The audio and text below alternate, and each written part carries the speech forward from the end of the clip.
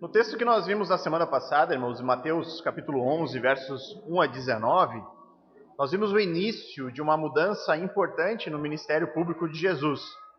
É um texto que faz uma transição do período da grande popularidade de Cristo para o período do início da sua rejeição, que culminará na sua morte, na sua crucificação. Esse texto aqui de Mateus 11, verso 1 a 19, ele faz uma transição e ele inicia dizendo sobre uma dúvida que João Batista teve sobre se Jesus era realmente o Cristo, se Jesus era realmente o Messias prometido. Essa dúvida ela é significativa porque o mesmo pensamento tomará conta da mente do povo judeu de maneira geral, ao ponto de que eles clamarão em um determinado momento, crucifica-o. Todo o povo passará a duvidar de Cristo como sendo o Messias. Então o ministério de Jesus, a partir de agora, começou a decepcionar as pessoas, decepcionar as expectativas que muitos judeus tinham em relação à vinda do Messias. O povo esperava um grande líder político, um grande líder militar, que faria de Israel uma grande nação de novo, faria de Israel a grande nação do mundo e, consequentemente, traria julgamento sobre as outras nações, sobre os inimigos de Israel, em especial o Império Romano. O problema é que essas expectativas do povo eram irreais, era fruto de má compreensão do próprio texto bíblico, fruto de desejos pessoais e fruto da própria falta de fé nas palavras e nos ensinos de Cristo naquele momento. Era fruto de incredulidade. E esse tipo de rejeição a Cristo continua a acontecer aos nossos dias. Muitos afirmam crer em Deus, crer em Jesus Cristo, mas as suas expectativas em relação a eles, muitas vezes são fruto da sua própria cabeça. Seguem um Jesus criado na sua própria mente e nem conhecem o verdadeiro Jesus, o Jesus das Escrituras. Uma visão comum sobre Deus é que Deus ele é um senhor de idade, um velhinho que fica no céu e que ele está lá cuidando de nós, atendendo os nossos pedidos, ouvindo as nossas orações. E a principal função desse Deus aí, que muitos creem, é fazer da nossa vida melhor, nos dar coisas para que a nossa vida aqui seja mais fácil. E o texto que nós veremos hoje, ele vai esmagar muitas ideias erradas sobre Deus e sobre Jesus. Eu digo, irmãos, se prepare, porque o texto de hoje ele é extremamente duro conosco. É um texto que confronta o nosso orgulho e pode confrontar muitas ideias erradas que talvez você ainda tenha sobre Deus. É o texto de Mateus 11, versos 20 a 24. Então acompanhe comigo a leitura. Então Jesus começou a repreender as cidades nas quais ele tinha feito muitos milagres, pelo fato de não terem se arrependido. Ai de você, Corazim! Ai de você, Betsaida! Porque se em Tiro e Sidom se tivesse operado os milagres que foram feitos em vocês, há muito que elas teriam se arrependido com pano de saco e cinza. Mas eu digo a vocês que no dia do juízo haverá menos rigor para Tiro e Sidom do que para vocês. E você, Cafarnaum, pensa que será elevada até o céu? Será jogada no inferno. Porque se em Sodoma tivessem operado os milagres que foram feitos em você, ela teria permanecido até o dia de hoje. Mas eu digo a vocês que no dia do juízo haverá menos rigor para a terra de Sodoma do que para vocês. Vamos orar mais uma vez, irmãos. Bondoso Pai, soberano Senhor, nós nos colocamos diante da Tua palavra, pedindo que o Senhor opere com o Teu Espírito no nosso coração, nos dando a humildade necessária, quebrando com o nosso orgulho, para que a gente possa, de fato, entender esse texto, que esse texto tenha sentido para nós hoje. Nós sabemos que nós precisamos da Tua iluminação, nós precisamos que o Senhor opere com salvação a nós, nos dando o convencimento da verdade. E eu peço, Senhor, que o texto de hoje venha com poder sobre nós. Que o Senhor use a minha vida, apesar dos meus pecados, apesar de todas as minhas deficiências, para transmitir apenas o texto bíblico e nada mais que isso. E se sejamos confrontados pelo texto, que o Senhor nos dê o convencimento de que devemos nos humilhar e entendê-lo como verdade para as nossas vidas. É o que eu te peço em nome de Cristo. Amém. Irmãos, existem 3 informações extremamente importantes para a nossa vida e para a nossa compreensão de Deus que eu pretendo tratar aqui essa noite. Não são coisas fáceis. Não são coisas que nós queremos estar ouvindo, né?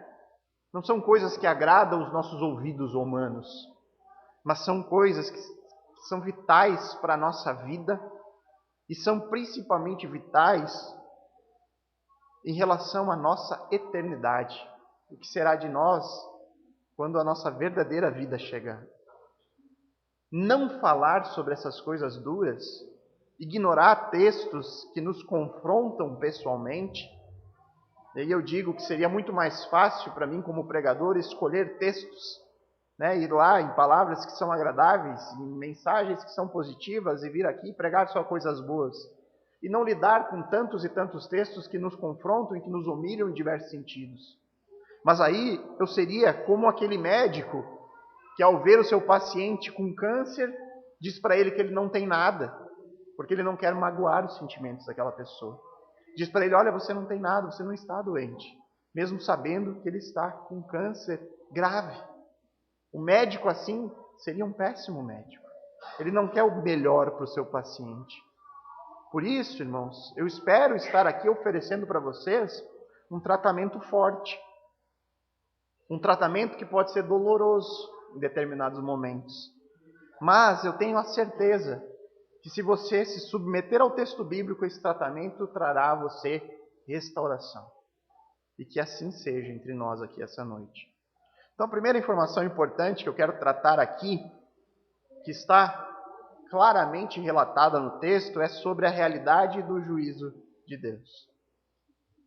Eu não planejo aqui o texto que nós lemos publicamente no início do culto, eu não teria nem condições de saber exatamente quando nós leríamos tal texto.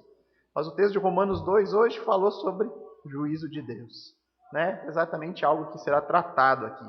Eu quero que você repare no texto, quando Jesus fala para as cidades de Corazim e Betsaida, no versículo 22, ele afirma, mas eu digo a vocês que no dia do juízo haverá menos rigor para Tiro e Sidom do que para vocês. Depois, no verso 23, ele se dirige a Cafarnaum, e Jesus diz, e você, Cafarnaum, pensa que será elevado até o céu? Será jogada no inferno. E aí ele prossegue no 24, mas eu digo a vocês que no dia do juízo haverá menos rigor para a terra de Sodoma do que para você.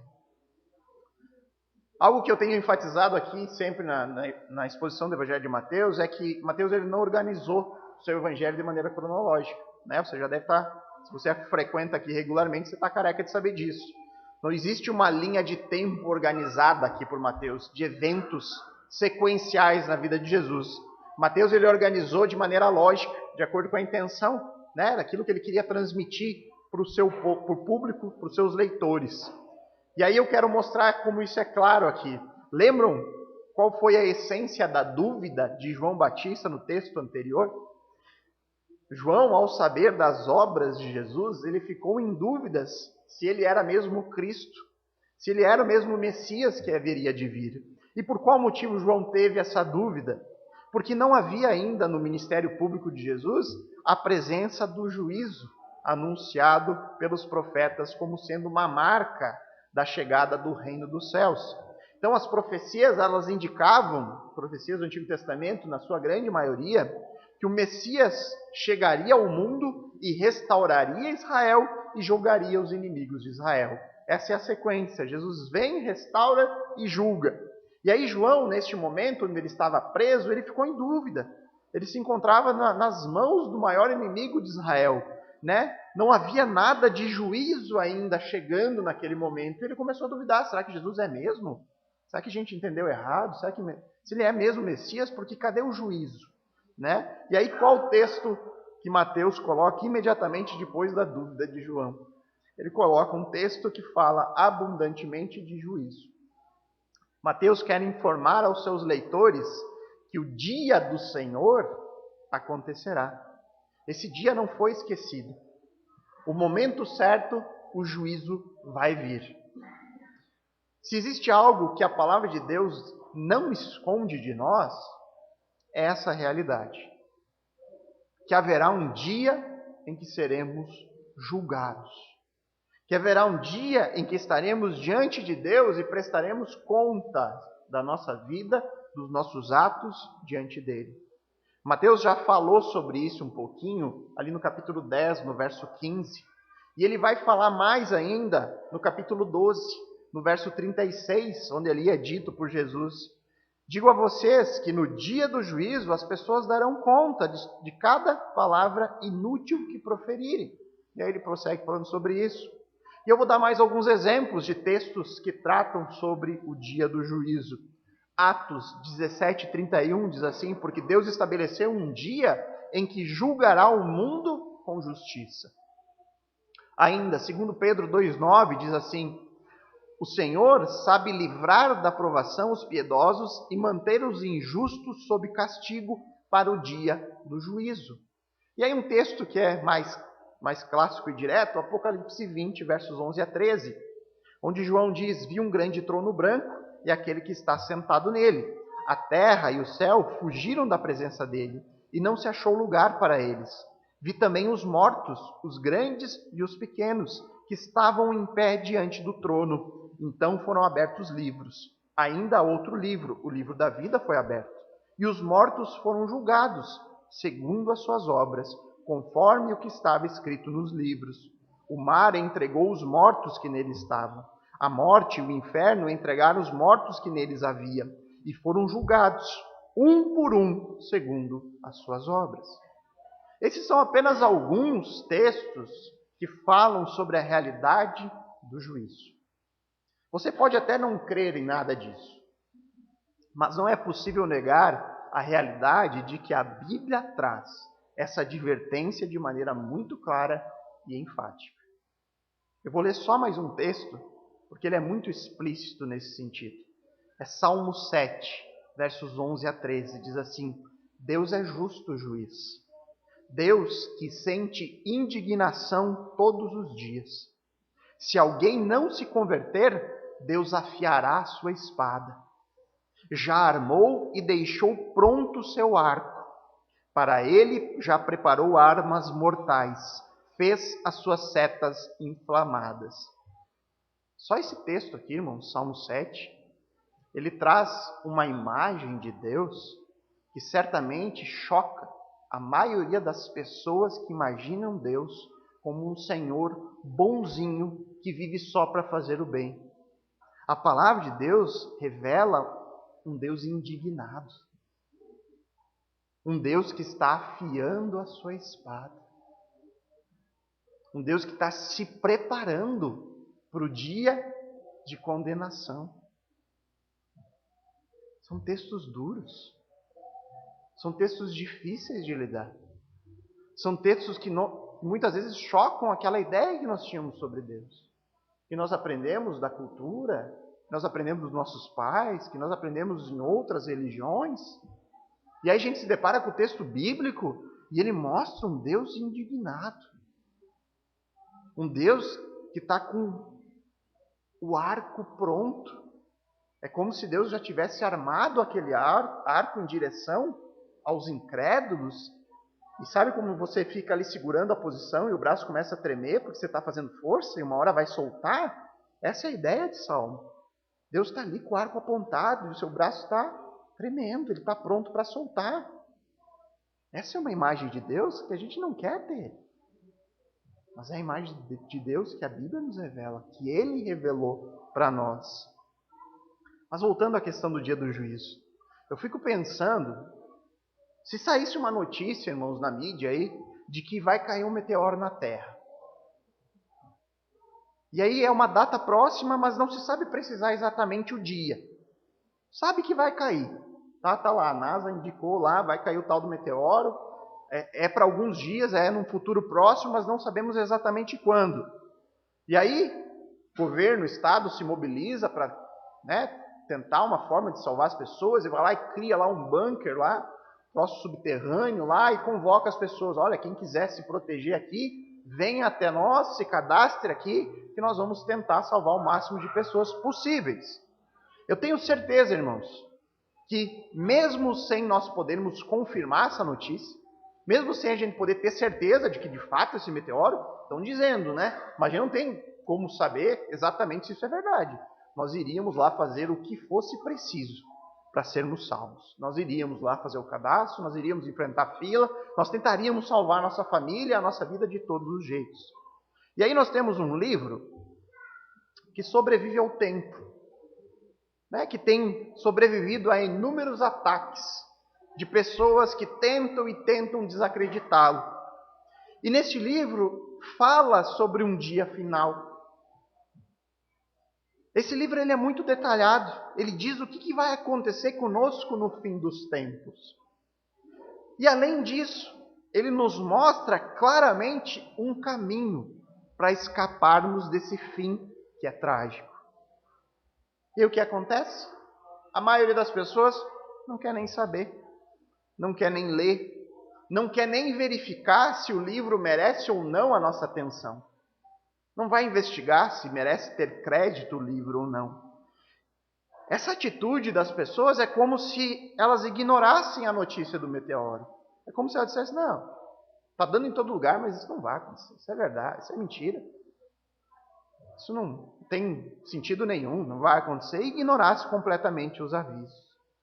A Bíblia nos revela que haverá um dia de juízo. Ela nos dá detalhes sobre o que acontecerá com aqueles que forem condenados pelos seus atos. O que acontecerá com aqueles que não forem achados no livro da vida. Com aqueles que não tiverem as suas vestes lavadas no sangue do Cordeiro. É uma palavra que causa desconforto aos nossos ouvidos. Algo que nós temos dificuldade de lidar, de conceber. Nós temos muitas dificuldades quando a gente vê Jesus usando uma palavra forte e enfática aqui no versículo 23. Vocês serão jogados no inferno. Nós não queremos saber do inferno. Nós não queremos ouvir sobre o inferno. Nós não gostamos de lidar com esse conceito de eternidade, de tormento. E aí, em relação ao juízo, esse texto traz algumas informações importantes, detalhes sobre o que acontecerá e como acontecerá esse dia de julgamento, onde todos prestarão contas das suas vidas. E a primeira informação que nós recebemos sobre essa questão é que o julgamento será mais rigoroso para aqueles que receberam mais esclarecimento sobre a redenção que há no Messias. Haverá menos rigor para Tiro e Sidom, que são cidades constantemente denunciadas pelos profetas do Antigo Testamento por sua adoração ao deus Baal. Eram cidades conhecidas pelo povo como pagãs. Enquanto haverá mais rigor para Corazim e Betsaida, cidades da Galileia, que viram o Messias e as suas obras. Da mesma forma que vai haver menos rigor, ou melhor, mais rigor para Cafarnaum, que viu Jesus seguidamente, era a cidade de residência de Jesus nesse período, do que para Sodoma, a cidade símbolo de pecado e imoralidade. E isso, irmãos, isso que o texto está dizendo aqui tem uma aplicação aterradora para nós. Uma aplicação terrível que a gente pode fazer para as nossas vidas.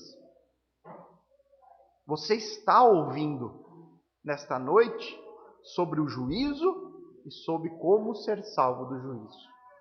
Você está ouvindo. Você está tendo o privilégio que milhões de pessoas ao longo das gerações, ao longo da história, não tiveram. Receber um alerta claramente exposto, ouvir de maneira clara sobre o juízo que aguarda e o caminho seguro para escapar dessa tragédia. Poucas pessoas têm esse privilégio. Isso significa que se você, mesmo ciente disso, se recusar a crer, no dia do juízo, o maior rigor será posto sobre a sua cabeça. O maior rigor que Deus terá será sobre aqueles que ouviram, que escutaram, que tomaram conhecimento do Evangelho, das boas notícias, e não mudaram, e não creram, e não se arrependeram. E não fique bravo comigo. É o que o texto está dizendo. É o que o texto está dizendo. Eu estou tentando só ser um facilitador, trazer para vocês de maneira mais clara, para que você entenda isso. Você até poderia se revoltar comigo, e aí com razão, se eu dissesse agora para você que para ser salvo, você terá que fazer uma grande oferta para a igreja hoje. Que para ser salvo, você tem que se tornar um membro e um dizimista fiel. Que para ser salvo, você precisa fazer isso ou aquilo mais. Não, irmãos. O caminho para escapar do juízo é muito simples. Basta você confiar naquilo que a palavra de Deus nos revela. Basta você depositar sua confiança na pessoa e na obra de Jesus Cristo. E esse vai ser o assunto do próximo ponto. Outra questão importante que é ensinada aqui, que está diretamente ligada ao rigor do julgamento, é que existem graus de tormento no inferno. Da mesma maneira que existem graus de recompensa no céu. Lucas também fala sobre isso no capítulo 12, versos 47 e 48. Ele diz assim: aquele servo que conheceu a vontade do seu senhor e não se aprontou, nem fez segundo a sua vontade, será punido com muitos açoites.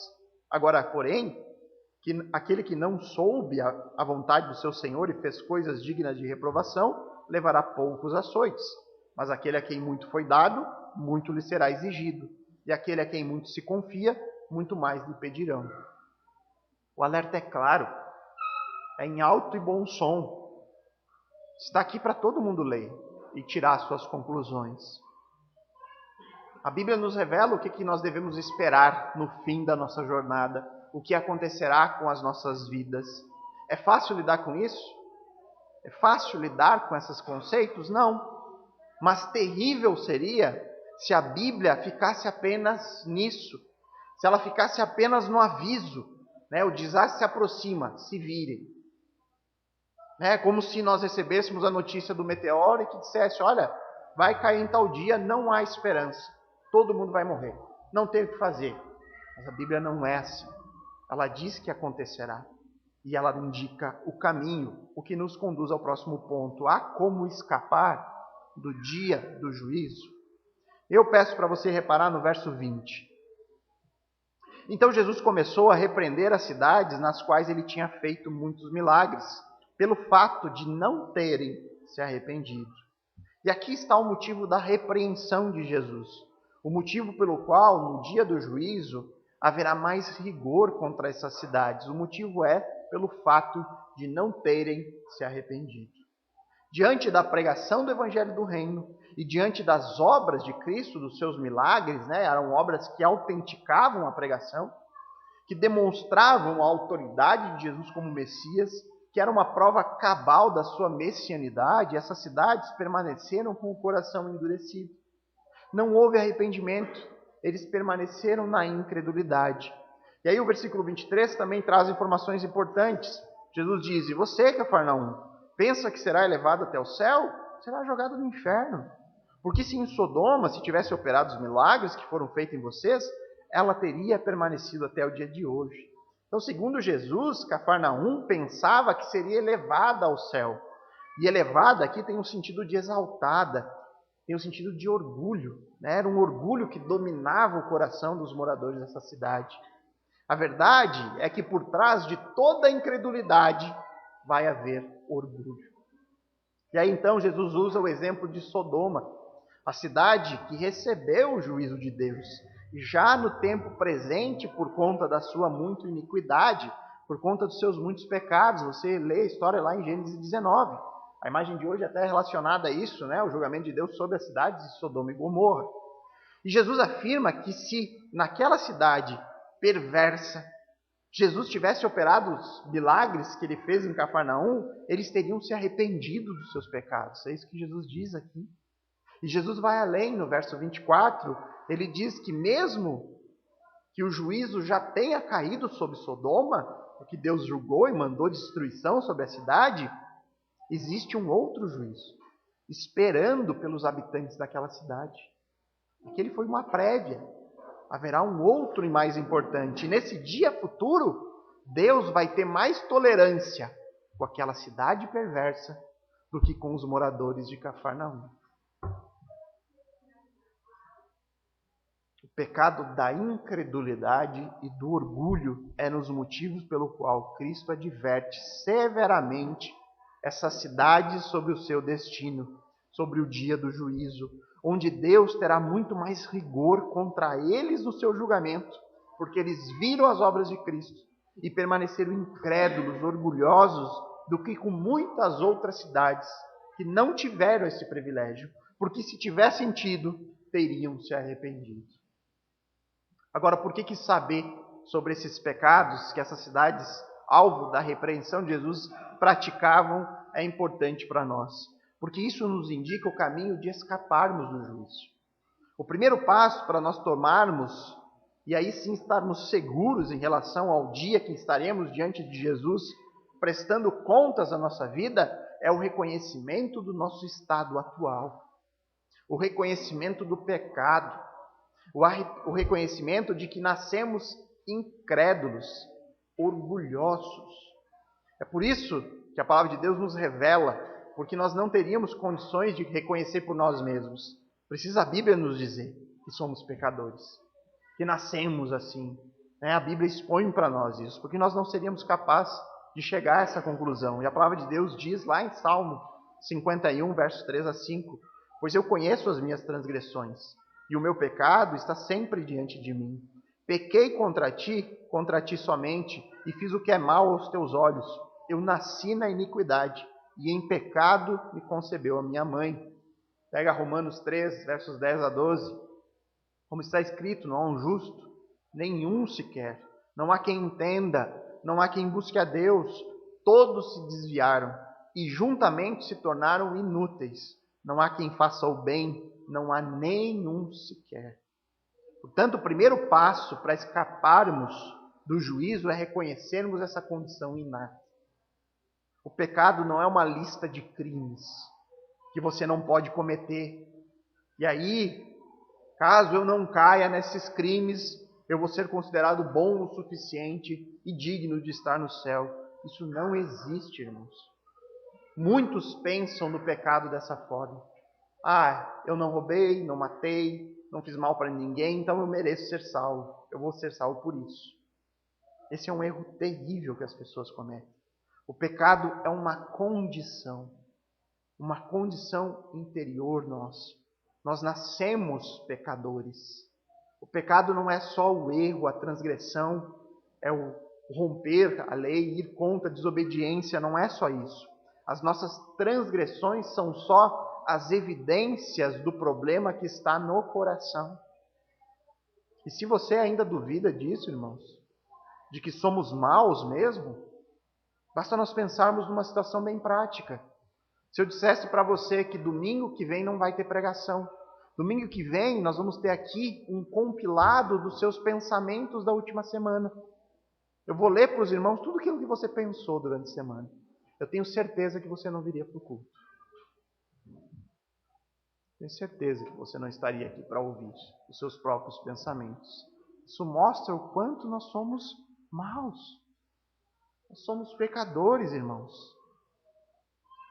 Mas aí a gente ainda poderia pensar no nosso orgulho, né? Mas Deus não pode simplesmente perdoar tudo isso? Porque afinal de contas Deus é amor. A Bíblia diz que Deus é amor. Por que Ele não pode simplesmente nos perdoar? O grande problema que nós enfrentamos e temos é que Deus é sim amor, mas Ele também é justiça. E o amor de Deus nunca vai ser injusto.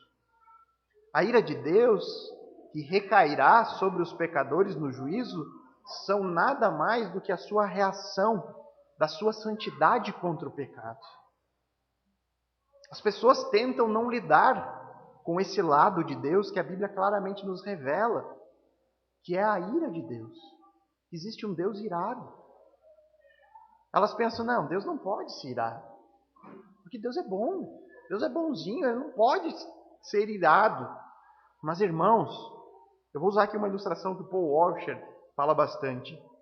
Ele diz assim, se você pegar o jornal hoje e ler lá uma notícia sobre uma criança que foi sequestrada por um bando lá de vários homens lá, os bandidos, sequestraram aquela criança e abusaram sexualmente dessa criança por vários dias.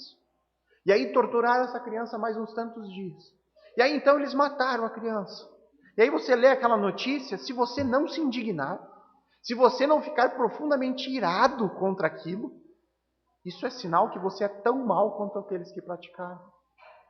Assim é Deus em relação ao pecado. Se Deus não se irasse, Deus seria tão mal quanto nós mesmos. A santidade de Deus reage em indignação contra todo e qualquer pecado cometido. Deus se ira. A ira de Deus nada mais é do que a reação da sua santidade contra a nossa maldade.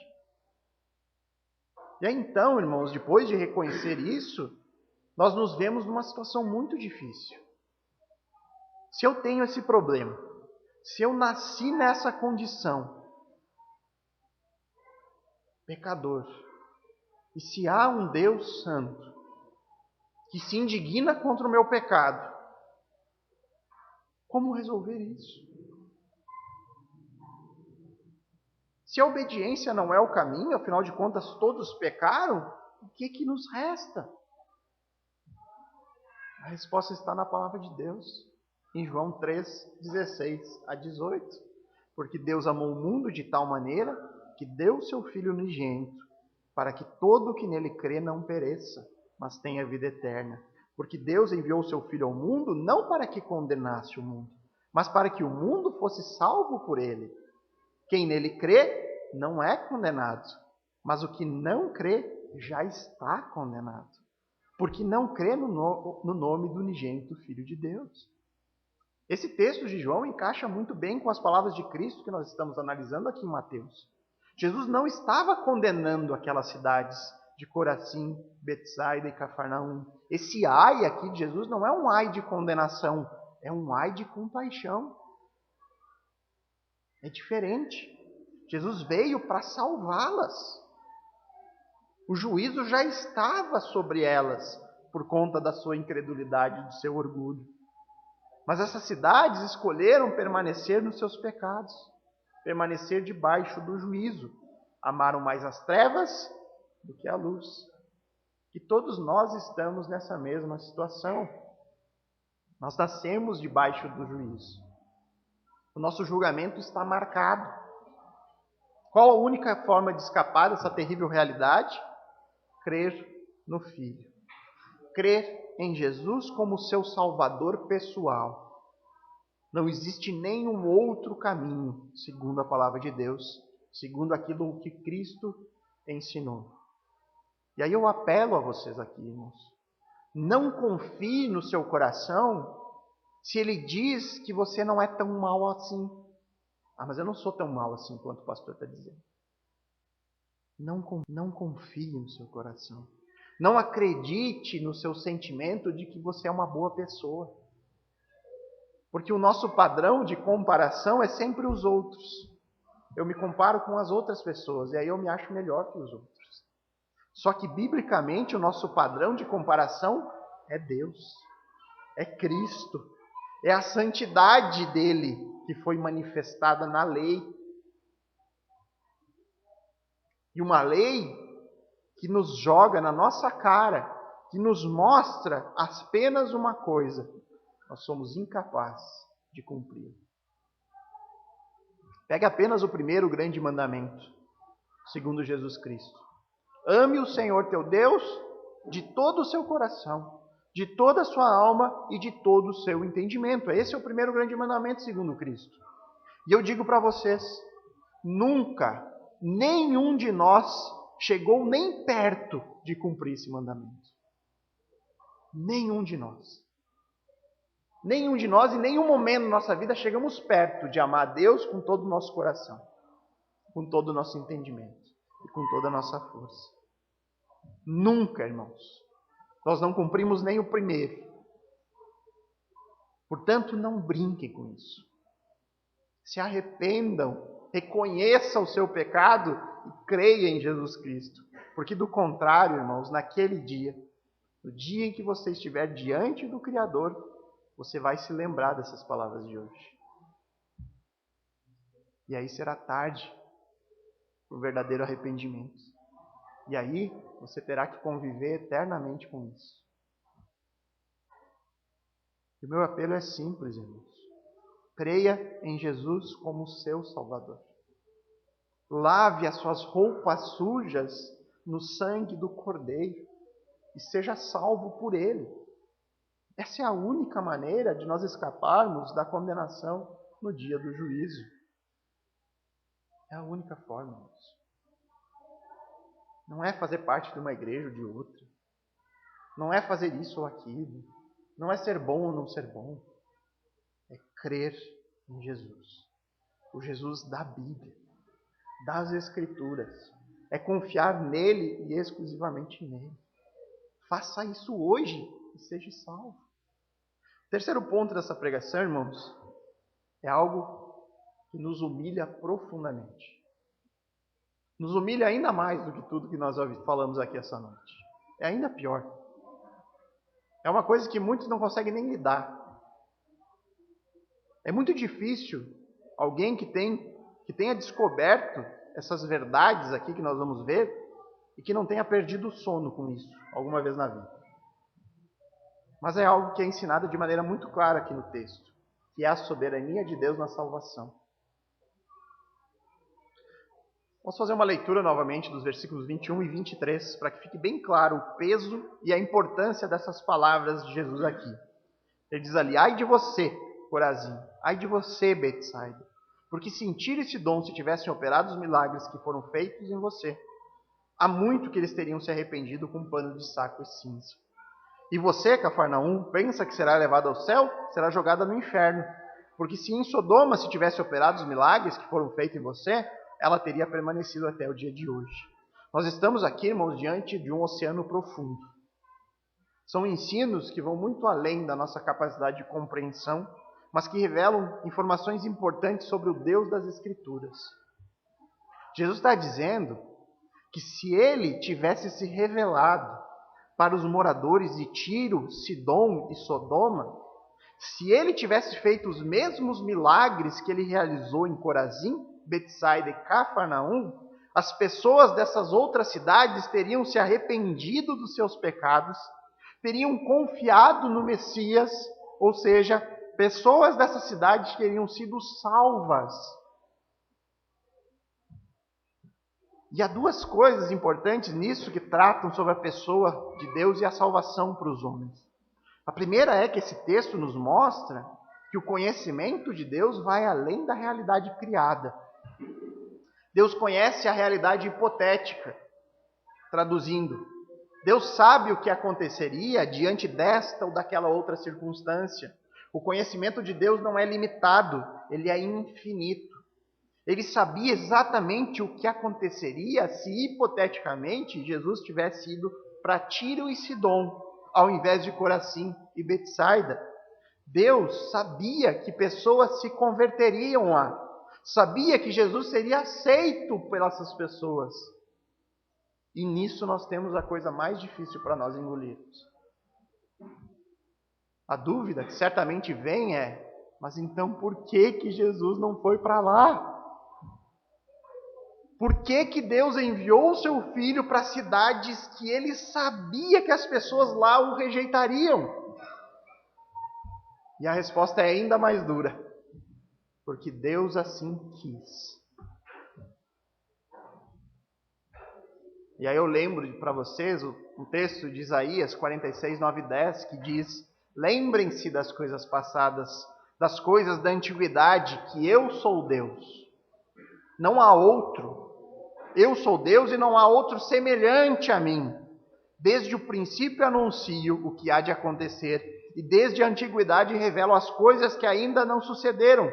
Eu digo, o meu conselho permanecerá em pé, e farei toda a minha vontade. E aí então, irmãos, ao olhar esses textos bíblicos, nós chegamos numa encruzilhada muito, muito difícil de resolver e de lidar com ela. Principalmente quando nós nos deparamos com Deus dizendo, farei toda a minha vontade, ou seja, nada do que acontece foge da vontade de Deus. Reparem comigo, irmãos, vamos usar um raciocínio lógico aqui. Se Deus sabia que aquele povo se converteria, mas enviou o filho para uma cidade onde ele seria rejeitado, consequentemente, não era da sua vontade que aquele povo se convertesse e fosse salvo. E é exatamente isso que a Bíblia ensina. E diante disso, nós temos duas reações possíveis: rejeitar o que a Bíblia ensina, não lidar com o texto, inventar desculpas, criar doutrinas, tentar achar um jeito de mascarar aquilo que está claramente escrito e revelado, ou enfrentar o texto. Não importando o custo, lidar com cada uma das palavras duras que nós encontramos nas Escrituras. Nós vamos fazer uma coisa ou outra.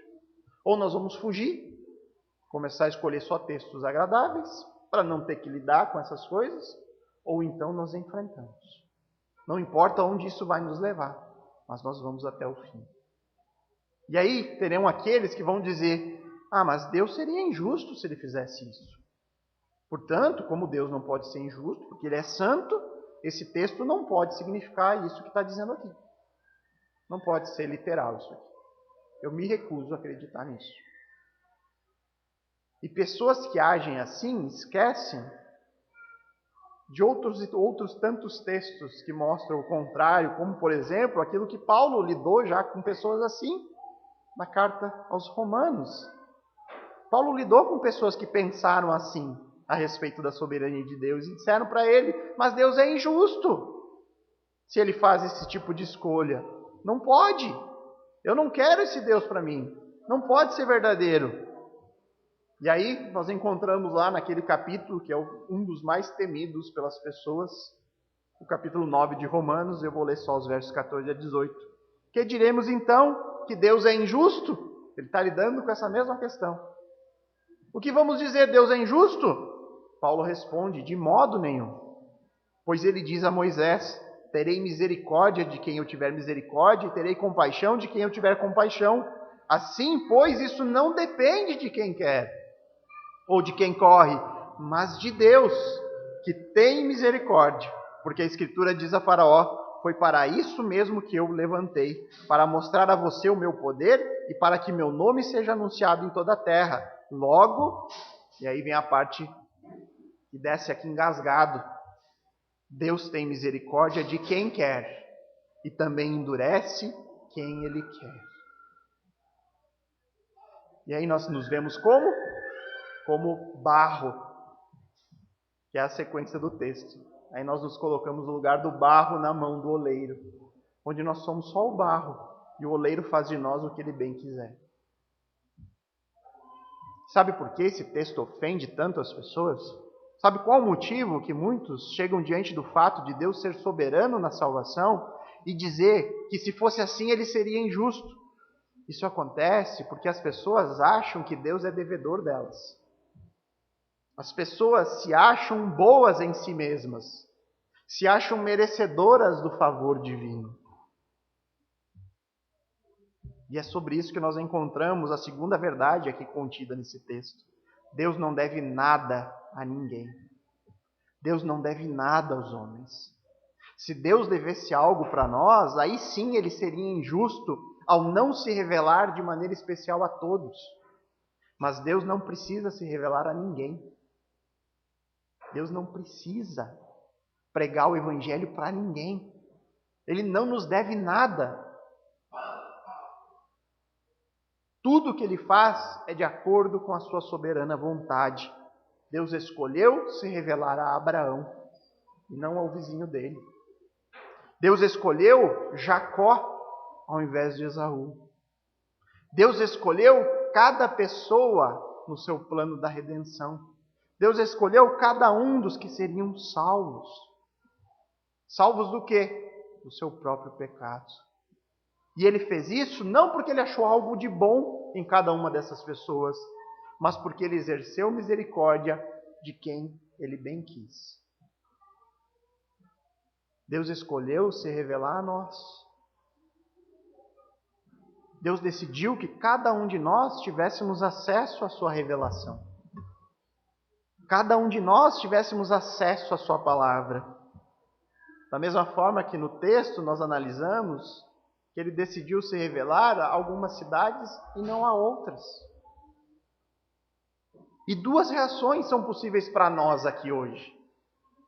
Ou nós seremos eternamente gratos, porque fomos alvo da revelação e através dela nós podemos nos arrepender dos nossos pecados e encontrar salvação em Cristo, ou nós vamos acusar Deus de injustiça e permaneceremos agarrados no pecado da incredulidade e do orgulho. Se Deus é assim, eu não quero para mim. Esse Deus é injusto. Não é a mesma reação das cidades que Deus está julgando? E sabe o que é ainda mais terrível? É que a consequência do texto de hoje é que estava nos planos de Deus a rejeição. Estava nos planos de Deus a rejeição dessas cidades. Portanto, estava nos planos de Deus um rigor maior no dia do juízo sobre essas cidades que rejeitaram o Messias. Estava nos planos de Deus que o juízo se acumulasse sobre a cabeça deles. Da mesma forma que já estava no plano de Deus, se você hoje receberia ou rejeitaria essa mensagem na sua vida. É fácil? Nem um pouco. Estava nos planos de Deus se você hoje ficou avoado a pregação inteira, se você dormiu e não prestou atenção. Se isso aconteceu, é porque estava nos planos de Deus que você não ouvisse. E isso é duro, irmãos. Isso é muito duro para nós. Mas é o que o texto aqui nos ensina. E ter que pregar esse tipo de coisa, irmãos, não é fácil. 1000 vezes escolher textos doces aqui e no final receber um monte de abraço. Ah, que bênção, pastor. Aleluia. Mas o pastor que faz isso, ele quer só tapinha nas costas. Porque ele não quer se indispor com os outros. Ele não quer que ninguém saia daqui com cara torta. E eu peço, irmãos, briguem com a palavra de Deus. Não briguem comigo, pelo amor de Deus. Briguem com o texto. Se você acha que o texto não diz isso, amém, busque, estude mais, procure. Mas se você não se arrepender, se você permanecer na incredulidade, fazendo pouco caso de Jesus, não se comprometendo com Ele, e você permanecer assim até o fim, então, irmãos, a verdade é que seria muito melhor para você que você nunca tivesse ouvido falar do Evangelho. É isso que o texto está ensinando. Seria muito melhor que você nunca tivesse ouvido. E aí, ao chegar ao fim dessa exposição, só existem 2 sentimentos aqui que pode estar tomando nosso coração. A primeira reação é que você pode até estar chocado com coisas que você não pensava dessa forma, por descobrir verdades que até então eram desconhecidas, mas o seu coração, ao se deparar com essas verdades que são chocantes, ele vai estar cheio de gratidão. Você estará nesse momento agradecendo ao privilégio que você teve de ouvir uma exposição clara do Evangelho e ter a possibilidade de se arrepender dos seus pecados e ser salvo por Cristo unicamente pela graça de Deus. A segunda opção é estar nesse momento pensando: isso é loucura. O pastor está louco. Isso não pode ser assim. Esse não é o Deus que eu sigo. Não é o Deus que eu busco. E nesse momento, você vai ser como o povo judeu do tempo aqui do texto. Você estará rejeitando Jesus como seu Messias porque ele não atendeu às suas expectativas. Porque ele foi duro demais com você. Porque você criou uma imagem de Deus e de Cristo na sua mente que não eram reais. Eram expectativas extraídas da sua própria cabeça. E aí, no fim das contas, é crer ou rejeitar. Sempre nos sobra só isso. É poder de Deus ou é loucura? São as reações esperadas todas as vezes que a mensagem do Evangelho é pregada. E isso é para que se confirme aquilo que a própria Escritura diz em 1 Coríntios 1,18. Certamente a palavra de Deus é loucura para os que se perdem, mas para nós que somos salvos, é poder de Deus. Os salvos se encontrarão diante da doutrina da soberania de Deus na salvação e se humilharão diante de Deus. E dirão: Senhor, obrigado. Eu não sei por que eu. Eu não sei por que o Senhor escolheu a mim diante de tantas pessoas. Eu não sei porque eu tive o privilégio de conhecer a Cristo e a verdadeira mensagem do Evangelho e não os outros. Mas diante disso eu me coloco aos teus pés e me humilho.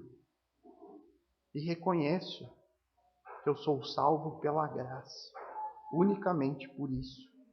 E o meu desejo e oração final, irmãos, é que a palavra exposta hoje venha com o poder de Deus na sua vida. Vamos orar.